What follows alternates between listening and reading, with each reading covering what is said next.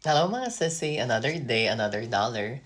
So, tinatanong niya, sisi, paano ba ang process ng tourist visa? Mahirap ba? Magkano ba ang gastos? Kasi gusto niyang bisitahin yung sister niya dito sa US. First of all, mga sisi, alam niyo, ngayon naghigpit na talaga. I don't know if you heard the news about um, the administration trying to remove all of the illegal immigrants, no? Yun talaga yung goal nila is to get them out of the US. And I have to say, lahat ng mga tourists, whether pupunta ka for medical reason, for business and pleasure, lahat nagigpit, as in. So, kung tinatanong mo sa akin, one of the reasons na mas magiging effective yung US visa application mo is travel abroad. Travel as much as you can. Why? Now the US Embassy is looking for people who had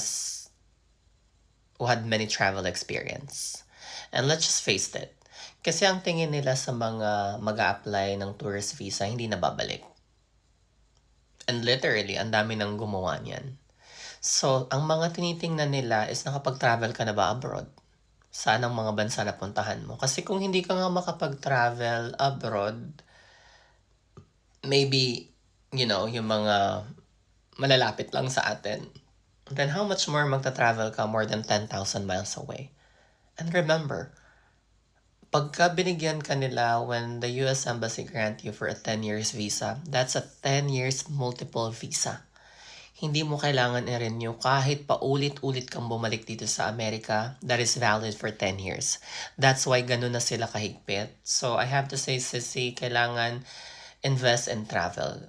Travel abroad as much as you can. Ako nga, kung tinatanong nyo ako, mag-travel kayo ng 10 beses. I'm not saying na mag-travel kayo ng 10 beses para makapasa. No. But traveling a lot, it does helps you sa application nyo. Ako, nung nag-travel ako, I've been to Japan maybe twice. I went to South Korea maybe 4 or 5 times.